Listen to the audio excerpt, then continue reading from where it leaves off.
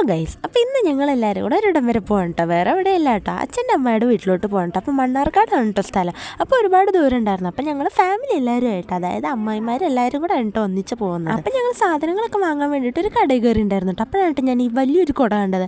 ഇത് കണ്ടപ്പോൾ എനിക്ക് ശരിക്കും മണിച്ചിത്രത്താണ് കേട്ടോ ഓർമ്മ വന്നത്. അതിൻ്റെ ആ ഒരു പിടി കണ്ടിട്ടാണ് തോന്നുന്നു കേട്ടോ. ഈ കുട പിടിച്ചപ്പോൾ എനിക്ക് അങ്ങനത്തെ ഒരു ഫീലാണ് കേട്ടോ തോന്നിയത്. അങ്ങനെ അവിടുന്ന് നമ്മൾ സാധനങ്ങളൊക്കെ വാങ്ങിയിട്ട് നേരെ പോയിട്ട്, അപ്പോൾ അവിടെ കുറേ കുഞ്ഞുടുപ്പൊക്കെ ഉണ്ടായിരുന്നു. എൻ്റെ അമ്മായിയാണ് കേട്ടോ. അപ്പോൾ അമ്മായിയുടെ കൂടെ ഒരു വീഡിയോ ഒക്കെ എടുക്കാമെന്ന് വിചാരിച്ചു. അമ്മയ്ക്ക് നല്ല ഇഷ്ടമാണ് കേട്ടോ വീഡിയോയിലൊക്കെ വരാൻ വേണ്ടിയിട്ട്. അങ്ങനെ ഞങ്ങൾ അവിടെ എത്തുന്നവരെ കുറച്ച് കഥയൊക്കെ പറഞ്ഞിട്ടാട്ടോ പോയത്. അപ്പോഴേക്കും രണ്ട് വണ്ടികളിലായിട്ടാട്ടോ ഞങ്ങളുടെ ഫാമിലി എല്ലാവരും കൂടെ പോയത്. അപ്പോൾ അവരപ്പോഴേക്കും നേരത്തെ എത്തിയിട്ടുണ്ടായിരുന്നു. നിലു ആ വണ്ടിയിലായിരുന്നു കേട്ടോ. അപ്പോൾ വന്ന ഉടനെ ഞങ്ങൾ നിലുവിനെ എടുത്തിട്ട് കളിപ്പിക്കുമായിരുന്നു. അവൾക്ക് ആകെ ഒരു പരിചയക്കേട് പോലെ ഉണ്ടായിരുന്നു കേട്ടോ. അതുകൊണ്ട് ചെറിയ ചിരിയൊക്കെ ഉണ്ടായിരുന്നുള്ളൂ കേട്ടോ. അങ്ങനെ കുറച്ച് നേരമൊക്കെ എടുത്തിട്ട് പിന്നെ ശീലമായി കേട്ടോ.